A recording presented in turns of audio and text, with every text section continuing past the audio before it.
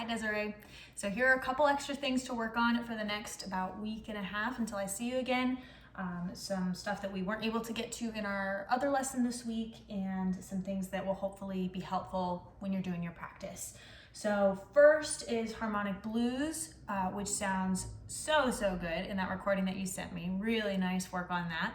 We've got the whole thing hands together.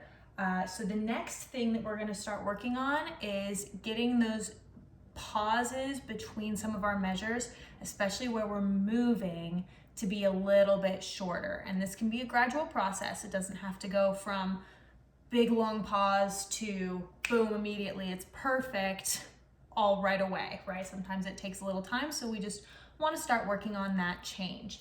So for example, the first time that happens, it looks like is right on the second line.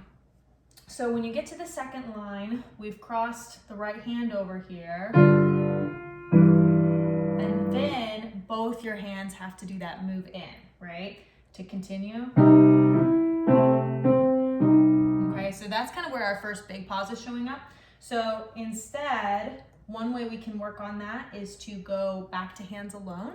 So if we're working on, I'm gonna go from the last measure of the first line here for just the right hand.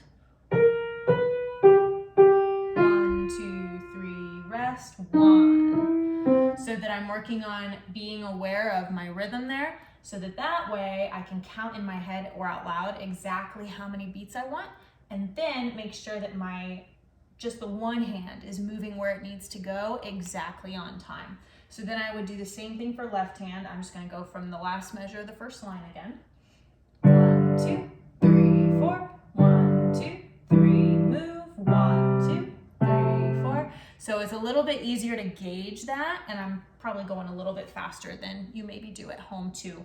So you would wanna just do a comfortable tempo for you, and make sure that you are counting, again, either out loud or in your head, so that you can move exactly where you wanna go right on time, okay? We've got some more of those places later on in the piece, some of that newer stuff that we just recently put hands together, and where we've got some more moves in each hand as well. So again, you can do just a little bit of hands alone practice there to work on that timing. And then when you're doing hands together, the goal for right now should just be to have shorter pauses each day that you work on this, okay? We're not trying to completely solve it overnight, right? We're just trying to move in the direction of being aware of that timing and shortening those pauses. So that one is sounding very good. And then the other thing was the Hanon, which I think we cleared up a little bit yesterday, but I wanted to give you something to reference for that transition, because that is definitely one of the harder parts of getting started in these exercises. So I'm gonna go just starting with the first page on the last line, where your first notes are F in each hand. And I'm gonna play from there all the way through the next page till the end of that first line. So to try and give you a better idea here. So this is my first page, right? So I'm gonna start right here, play all the way through this line, and then immediately go right into the next page and play through this top line as well, okay? So that's what this would sound like.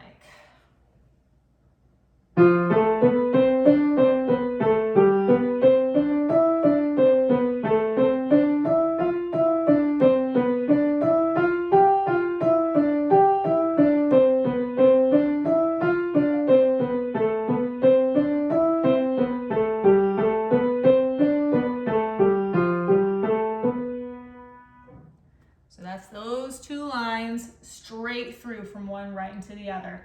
And so to slow it down a little bit, to give you that idea of what that transition will feel like, I'm gonna do an even shorter section. I'm only gonna do the very last measure on the first page and the very first measure on the next page. Okay, so just those two measures, and slowed down in our speed, here's what that would sound like.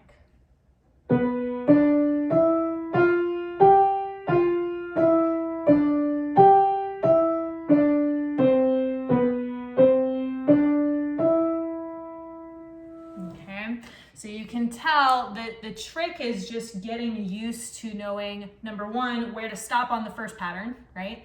And number two, remembering what the second pattern is, where it starts, and going immediately right into something that's different while not losing your speed or changing your rhythm at all.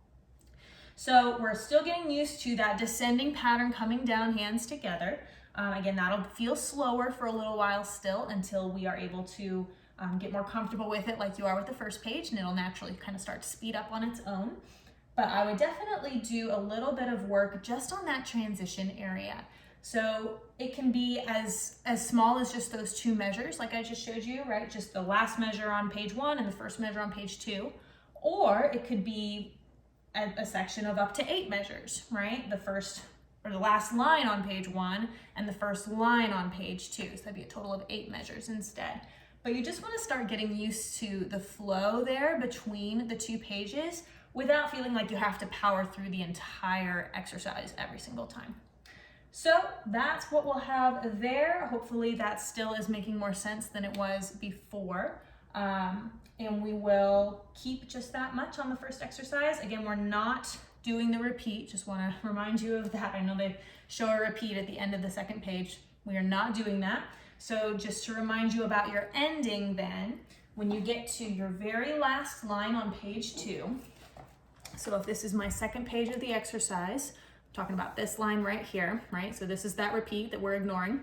And then that's your very last measure with the C's. So I'm just gonna play that last line for you. So in case you do get stuck or confused there, you have something to check. So last line of page 2, that's starting on B in each hand, and it should sound like this.